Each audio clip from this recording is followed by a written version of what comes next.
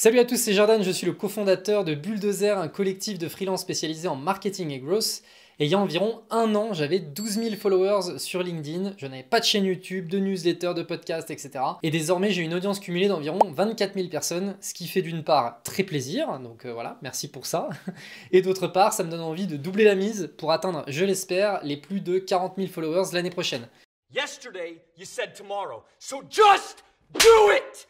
Ça me permet d'aborder le premier point de la création d'une stratégie de contenu, à savoir votre objectif. Qu'est-ce que vous cherchez à faire en créant du contenu? Donc pour ma part, mon objectif principal, c'est de générer du business. Et pour ça, je me fixe l'objectif de doubler la taille de mon audience. Mais alors pourquoi? C'est quoi le lien entre mon audience et mon business? Donc je vous donne l'exemple de Bulldozer, mon collectif en growth. On est capable d'identifier qu'il y a près de 1 million d'euros de chiffre d'affaires qui viennent directement de mon audience sur 2022. Donc c'est pas rien. Et ça, je le sais notamment parce que c'est notre canal d'acquisition principal. Il représente environ 70% de notre chiffre d'affaires. Donc, je sais très bien qu'en ayant une plus grosse audience, plus d'engagement, etc., ça aura un impact, a priori, sur mon business. Pour expliquer ce lien entre audience et chiffre d'affaires, il faut comprendre un truc. En B2B, pourquoi? Parce qu'aujourd'hui, notre collectif, mon collectif est du B2B, l'élément principal qui génère de la conversion, c'est la confiance. Si les gens n'ont pas confiance en votre capacité à résoudre leurs problèmes, ils viendront jamais acheter chez vous. Et cette confiance, elle se crée pas sur la valeur que les gens s'attendent à recevoir parce que votre tête leur revient bien. Elle se crée sur la valeur qu'ils ont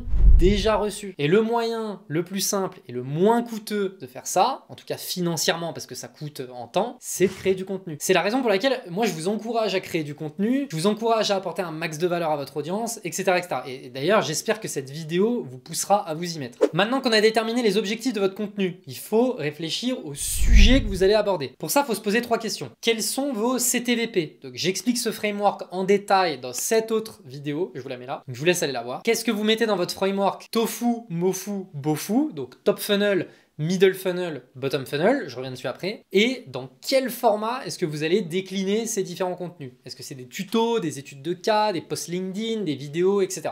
Donc, je vous donne encore une fois mon exemple. Je me sers de mon exemple pour vous expliquer un peu les éléments stratégiques. Concernant le CTVP, je ne vais pas rentrer dans les détails, mais en gros, ce qu'il faut se dire, c'est que moi, mon audience, ce sont les entrepreneurs, les start-upers, les marketeurs, etc. Et donc, ce que je souhaite, c'est les aider à répondre à leurs enjeux de croissance. À partir de là, je vais réfléchir à mon framework Tofu, Mofu, Bofu. Pour les personnes qui ne connaissent pas, top of the funnel, c'est le contenu qui va toucher le grand public, on va dire. Ici, on va aborder des sujets qui vont parler à un maximum de monde et qui, généralement, vont créer beaucoup d'engagement. On va pas chercher à répondre aux problèmes de notre audience cible. Ce qu'on veut, c'est se faire remarquer. On peut trouver dans le tofu, généralement, des contenus drôles, certains sujets d'actualité ou des sujets tendances, et beaucoup de posts un peu démagos, notamment sur LinkedIn. Dans les posts tendances, on peut parler, par exemple, des posts qui ont parlé du succès de, je sais pas, GP Explorer ou des trucs qui concernent des gros influenceurs, de la série sur Orelsan. Quand ça peut toucher à la culture populaire, généralement, il faut se dire, ça marche plutôt bien. Dans les posts démagos, notamment sur LinkedIn, on peut prendre des exemples du type « il faut respecter les stagiaires »,« abat les managers toxiques », etc., etc.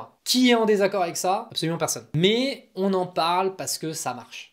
Voilà, donc ça c'est ce qu'on met dans le top funnel. Ensuite on a le middle funnel. Le middle funnel, c'est les contenus qui vont faire un premier filtre dans la masse. J'ai suscité de la curiosité avec mon contenu tofu, maintenant je vais vous montrer à quelle communauté j'appartiens, on va dire. On montre qu'on parle le même langage, qu'on partage les mêmes codes que les personnes qu'on souhaite à terme convertir. Dans mon cas, mon audience cœur de cible, donc celle que je veux convertir, c'est celle des entrepreneurs ou des marketeurs qui ont des forts enjeux de croissance, comme je l'ai dit. Avec le middle funnel, je vais chercher à élargir cette audience en allant toucher tous les entrepreneurs, tous les marketeurs, etc. C'est des gens qui ont un intérêt pour le business de manière générale, ce sont des gens qui n'ont pas le problème que je règle aujourd'hui, mais qui peuvent l'avoir potentiellement demain. Donc là, je veux qu'ils me reconnaissent comme un de leurs pairs et qu'ils me considèrent. Voilà. C'est à ça que va un peu servir le middle funnel. Je vais parler création d'entreprise, je vais parler vente, génération de revenus, etc., etc. Et enfin, on a le bottom of the funnel. Le bottom funnel, là, je vais adresser les problèmes que mon cœur de cible a. Je vais parler publicité en ligne, je vais parler SEO, je vais parler conversion. Tout ce qui peut me placer comme une autorité, quelqu'un de crédible pour régler leurs problèmes, je vais le mettre ici. Je veux qu'en lisant mon contenu, cette audience, elle se dise « ça vaut le coup de prendre contact avec ce gars, voir s'il peut pas régler notre problème parce qu'il a l'air de s'y connaître, etc. etc. » Et donc, c'est ce qui va permettre de générer du rendez-vous derrière et donc potentiellement du business. Ce qu'il faut idéalement dans votre stratégie, c'est mixer un peu les approches. Se faire remarquer avec le tofu, crédibiliser avec le mofu, convertir avec le bofu. Un point, toutefois, extrêmement important, qu'il faut avoir en tête, maintenant qu'on a dit ça, c'est tous les frameworks du type tofu, mofu, bofu par exemple. C'est une vision du contenu qui est 1. Contraignante et 2. Très orientée business. Donc si vous avez jamais fait de contenu, essayez d'avoir ces principes en tête, mais surtout essayez de faire une chose simple, partagez ce qui vous fait kiffer, ce que vous apprenez. Votre premier objectif, c'est de publier. Je connais des personnes que ça bloque de pas connaître tout ça, honnêtement. Donc tofu, mofu, bofu, ouais mais moi j'y connais rien, etc., etc. Au début, commencez par poster. On verra tofu, machin, nanan plus tard. Donc commencez pas à vous prendre la tête là-dessus. Donc moi, je vais avant tout partager des trucs qui m'intéressent, et une fois par semaine ou toutes les 2 semaines, je vais checker ce que j'ai posté, et je vais me dire, ah là, t'as surtout fait du bofu,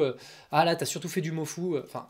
Voilà, je vais prendre un peu du recul et c'est ce qui va guider ce que je vais poster sur les 2-3 prochains jours. Par exemple, si je vois que j'ai surtout fait du tofu, donc du top funnel, des trucs un peu grand public, je vais me dire, ah bah tiens, fais 2-3 posts un peu bottom funnel. Voilà, basta. En revanche, je m'interdis personnellement de parler de certains sujets, des sujets de société, de politique, etc., etc. Tout ça, c'est pas mon truc. J'ai bien évidemment des avis sur toutes ces choses, mais je souhaite pas que ma marque personnelle, qu'on m'identifie autour de ces sujets, donc voilà, ça dégage. Voilà, donc ça c'est votre base de travail. Vous la mettez de côté pour y revenir dessus plus tard. Et maintenant, vous allez réfléchir au type de contenu que vous allez produire pour parler de tout ça. En quelle quantité vous allez les produire, où est-ce que vous allez les diffuser, etc. Donc ça c'est la deuxième étape. Dans mon cas, ma stratégie de départ, qui a été challengée dernièrement et je vous explique après, était très liée aux canaux. Commençons par LinkedIn. Personnellement, j'ai une audience d'environ 20 000 personnes qui me suivent aujourd'hui. C'est là où se trouve la plus grosse audience. Celle sur laquelle il faut que je capitalise au maximum, etc. LinkedIn est ce que je considère un canal viral. Je peux faire beaucoup de reach en organique, donc autant en profiter. Mais il y a un truc qui me fait un peu chier, c'est que je trouve qu'il est difficile de faire du reach avec des contenus beaufous, donc avec des contenus qui apportent une vraie grosse valeur à mon audience. Des contenus plutôt techniques. Même si je trouve que les choses se mettent un peu à changer, et ça me fait particulièrement plaisir d'ailleurs. Mais voilà, en tout cas, ça me pousse à privilégier plutôt du contenu tofu et du contenu mofu, et c'est frustrant parce que c'est pas des contenus qui poussent à la conversion. Ça, c'est mon analyse de LinkedIn. Ensuite, il y a YouTube. Là, sur YouTube, c'est différent. Je trouve que YouTube, c'est un canal qui est assez approprié pour du contenu beaufou, pour le coup.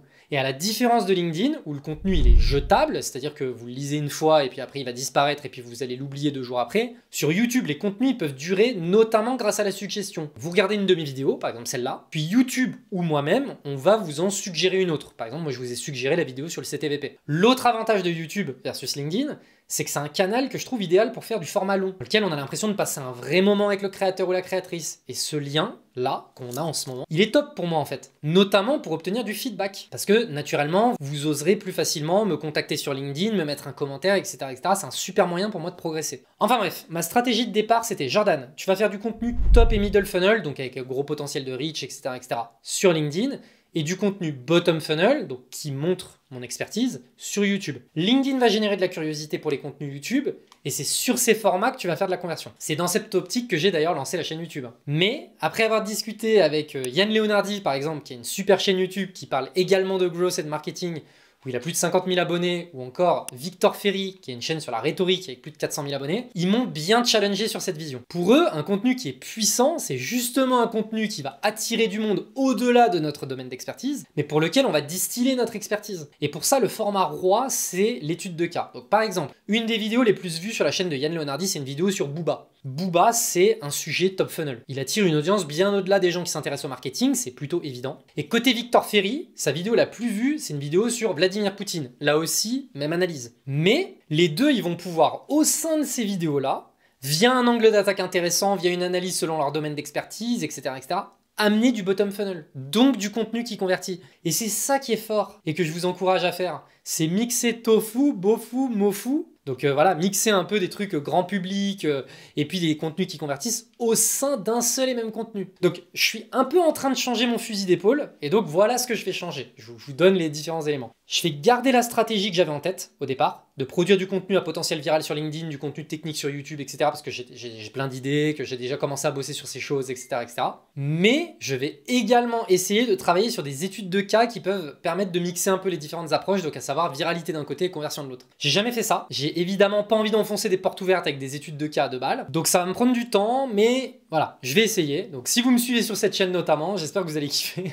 vous me ferez des feedbacks. Ensuite, je vais créer du contenu dans 3 autres formats. Donc, il y a la newsletter, le podcast, et il y a TikTok, Insta, YouTube avec les formats shorts. Je mets tout ça dans le même panier. Pour moi, ça c'est format shorts. Comment je vais m'y prendre? Alors, la newsletter, d'ailleurs, si vous voulez vous abonner, le lien est dans la description. Je vais l'utiliser pour créer des mini-articles. Un format hybride entre le format très court de LinkedIn et le format long de YouTube. Mon objectif pour être 100% transparent, c'est de pouvoir commencer à créer ce qui aurait le potentiel à un moment donné de devenir un livre. Voilà. Donc, si vous voulez suivre ça, le lien est dans la description. Encore une fois, vous pouvez vous abonner, c'est gratuit, voilà, ça fait plaisir. Deuxièmement, l'avantage de la newsletter, c'est que si vous en faites une, vous êtes propriétaire de votre audience. Vous n'avez pas de dépendance aux plateformes, vous n'avez pas de dépendance aux algos. Si j'envoie un email à mes abonnés, ils le reçoivent.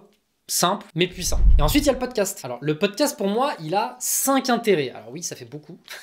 Un, c'est rencontrer des gens qui m'inspirent et que je trouve cool d'avoir dans mon réseau. Bon, ça, c'est plutôt évident. Je pense que c'est une des premières raisons pour lesquelles la majorité des gens lancent des podcasts. Donc voilà. La deuxième raison, c'est créer du contenu qui est facile à produire et qui nécessite quasiment aucun budget, qui nécessite quasiment pas de script, pas de montage complexe, un truc un peu brut. Le podcast, pour les gens qui veulent commencer à créer du contenu, c'est un super hack pour ça. Voilà, donc je vous encourage à le faire. C'est hyper facile de produire. Troisièmement, ça permet de créer potentiellement de la viralité en fonction des invités et de ce qui ressort de l'interview. Même si là-dessus vous n'avez pas la main, c'est bien de l'avoir en tête parce que vous pouvez faire des trucs assez sympas. Donc ça me permet aussi de pouvoir aborder un sujet concernant TikTok. Premier épisode de podcast que j'ai fait, c'est avec Grégoire Gambato. Je vous mets le lien ici. Il y a un extrait de ce podcast qui a tourné sur TikTok, qui a fait plus de 200 000 vues au moment où j'enregistre. Ce sera peut-être 300 000 au moment où la vidéo sortira. Mais voilà, tout de suite, ça part un peu en viral. Et ça permet d'apporter un petit peu de visibilité au podcast. Quatrième point, ça permet d'alimenter très facilement mes autres réseaux, notamment LinkedIn, en mettant des extraits par exemple, ou sur TikTok, etc., comme je viens de le citer. Et enfin, dernier point, et c'est lié au format que j'ai choisi, ça me permet de monter en compétences. En gros, pour moi, le milieu du podcast aujourd'hui se divise en deux. Il y a les podcasts que j'appelle biographiques, dans lesquels les invités vont raconter leur histoire. Donc je pense à Vrai de Vrai de Flo Modia, je pense à Génération Do It Yourself de Mathieu Stéphanie, etc. Et puis de l'autre côté, on a les podcasts que moi j'appelle à valeur. Alors c'est un très mauvais terme parce que je trouve généralement beaucoup de valeur dans les podcasts biographiques, mais c'est des podcasts qui vont chercher à transmettre des connaissances. Donc dans ces podcasts-là, généralement, je trouve que c'est difficile de s'approprier les connaissances. C'est des connaissances qui restent un petit peu vagues, c'est difficile de vraiment se les approprier, il y a toujours des zones d'ombre, etc. C'est difficile de prendre des notes, typiquement, et d'en tirer quelque chose de réplicable pour soi. Donc pour pallier à ça, moi j'envisage mon podcast de manière extrêmement égoïste en me disant, si je devais prendre les connaissances d'une seule personne pour régler un problème en particulier, un questionnement que j'ai, qui est-ce que j'inviterais? Et c'est pour ça que par exemple avec Jean de la Roche-Brochard, je me suis dit, tu veux savoir comment ça se passe une levée? Bah lève de l'argent auprès de gens et tu sauras. Avec Olivier Ramel, tu veux bosser sur la culture de Bulldozer? Bah demande-lui comment t'y prendre, etc., etc. Et là vous voyez typiquement, on est un peu sur un espèce de mix top, middle, bottom funnel. Donc c'est un truc assez idéal.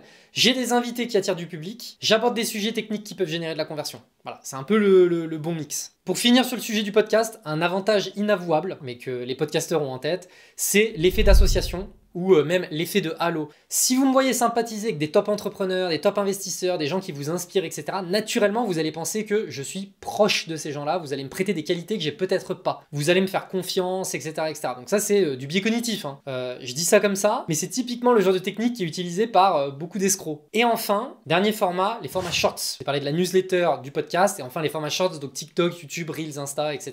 Là, je débute. Je vais expérimenter, mais une chose est sûre, c'est que je vais m'en servir de relais pour des extraits de podcasts, de mes vidéos YouTube, etc. Pour le reste, je sais pas encore. Je vais sûrement me faire aider là-dessus, pour être honnête, parce que je sais pas exactement où je mets les pieds, donc on verra où ça me mène. Voilà, donc là, vous avez un tour d'horizon de la stratégie avec les canaux, le type de contenu à produire, etc., etc. Avant de vous laisser, j'aimerais aborder un dernier point qui est peut-être le plus important, qui concerne la quantité de contenu. Une fois que votre strat elle est posée, donc vous avez votre objectif, vous savez le type de contenu que vous allez faire, etc., etc. Vous avez votre tofu, mofu, bofu, et du coup, surtout, vous avez travaillé votre CTVP, et le CTVP, notamment, le truc, c'est qui est votre audience. Donc, vous savez quels canaux vous allez exploiter pour quelle approche, quel message, Un truc à garder en tête, c'est que, heureusement ou malheureusement, plus vous produisez, plus vous aurez de résultats. C'est mécanique, hein. Si vous faites 1000 vues, et que vous gagnez 10 followers à chaque fois que vous postez sur LinkedIn par exemple. Pour info, c'est une performance qui est plutôt médiocre. Hein. À la fin de l'année, sans compter sur les effets cumulés et voilà, en restant sur une courbe qui est complètement flat,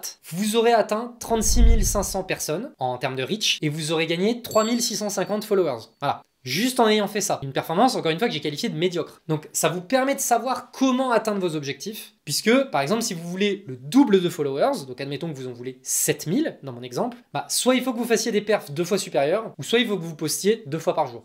Et ça, c'est du concret en fait. L'autre avantage de la quantité, c'est que c'est le meilleur moyen de progresser. Plus vous créez, plus vous devenez à l'aise, plus la quantité elle s'améliore, etc., etc. La quantité amène mécaniquement de la qualité là aussi. Si vous avez la volonté de progresser, vous allez progresser. Donc là, je vais vous partager mon état d'esprit concernant cette chaîne YouTube par exemple. Pour l'instant, je considère que j'ai pas fait assez de vidéos pour avoir le droit de regarder mes performances. Je considère que j'ai même pas encore le droit de regarder les performances. Bien sûr, je regarde parce que ça fait plaisir, que j'ai déjà eu des retours, tout ça, ça fait plaisir. Mais en priorité numéro 1, c'est d'abord la quantité, même si c'est frustrant, parce que je sais que ça va me permettre d'améliorer mes process pour devenir plus efficace. Ça va me permettre d'améliorer mon aisance à la caméra, de comprendre ce qu'il faut que je délègue, de comprendre ce qui est douloureux pour moi. Et seulement après, je regarderai les perfs et je serai en mesure de voir ce qui fonctionne ou pas. Il y a une réalité, qu'on le veuille ou non, c'est que comparer des vidéos qui font entre 1000 et 2000 vues, bon, voilà. C'est pour ça que personnellement, j'attends. Juste pour vous dire, déjà là, les quelques vidéos que j'ai fait,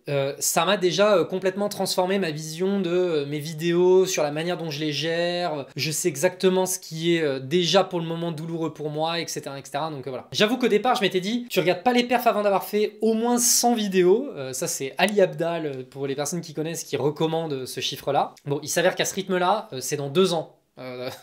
Que je regarderai, donc bon, je ferai pas, j'attendrai pas les 100 vidéos. Je regarderai quand même un de ces 4, mais voilà. Et enfin, la dernière raison pour laquelle vous devriez faire de la quantité, c'est parce que plus on vous voit, plus on vous croit. Ça, c'est une phrase que j'aime bien dire. C'est ce qu'on appelle l'effet de simple exposition. Pareil, c'est un biais cognitif. En gros, plus vous êtes présent dans la tête de votre audience, plus vous devenez une figure de confiance pour elle. Et comme on l'a dit en intro, la confiance, c'est le truc principal à gagner pour générer du business. Pour ça, un truc à faire, c'est essayer de multiplier les canaux sur lesquels vous êtes visible. Moi, je veux pas être le mec de LinkedIn, je veux pas être le mec de YouTube, je veux être le co-founder de Bulldozer qui fait du contenu sur le growth, qui a une légitimité dans le domaine, avec qui j'ai envie de bosser et qui me donne la preuve que Bulldozer, c'est un collectif quali et qui est capable de répondre à mes enjeux de croissance. Donc je sais très bien qu'une personne qui m'écoute sur Spotify, puis ensuite va me lire sur LinkedIn, et enfin qui va me voir sur YouTube, ça va aider à ce qu'elle ait ça en tête en fait. Et c'est pour ça que de mon côté, j'essaie de publier à peu près 1 fois par jour sur LinkedIn, 1 fois par semaine sur YouTube, et 1 fois à peu pret toutes les 2 semaines sur les plateformes de podcast. Ce que j'essaye, c'est également de publier sur TikTok, donc allez me suivre, le compte est en commentaire. Je préviens, c'est un début, j'en parle un peu plus loin. Et voilà, c'est aussi une des raisons pour lesquelles je fais ça. Maintenant, il y a un sujet, je sais qu'on va me demander, c'est légitime, c'est que tout ça, tout ce que je viens d'expliquer, ça demande beaucoup de travail. Tout le monde ne peut pas faire tout ça sans aide, sans méthode. Donc c'est pour ça que j'ai une autre vidéo qui explique en détail mon organisation, mes outils, les personnes qui m'aident, combien ça me coûte, etc., etc. Si jamais vous souhaitez y accéder, abonnez-vous pour pas la rater, mais voilà, je sais très bien que c'est un gros sujet. Allez, avant de conclure, je vous fais un résumé de la vidéo en vous donnant l'équation à résoudre quand vous faites du contenu. C'est vraiment le gros résumé de la vidéo, c'est celui-là. Comment est-ce que je peux apporter de la valeur à mon audience, qui m'apporte de la crédibilité sur mon business et donc à terme des clients, en quantité, en exploitant un maximum de canaux, en profitant des opportunités de chaque canal. Et normalement, si vous revoyez la vidéo, voilà, vous avez toutes mes réponses à moi, sans que ça me prenne trop de temps. Idéalement, voilà. Mais ça, du coup, ce sera dans une autre vidéo. Voilà, cette vidéo est terminée. J'espère qu'elle va vous aider à définir votre stratégie de contenu, qu'elle va vous motiver à poster du contenu également. Si vous avez la moindre question, n'hésitez pas à laisser la question dans les commentaires. Je réponds à peu près à tout. N'hésitez pas non plus à m'écrire sur LinkedIn en cas de besoin. Voilà. Et sinon, likez, abonnez-vous, tout ça. On se dit à très vite. Ciao. Do it! Just do it!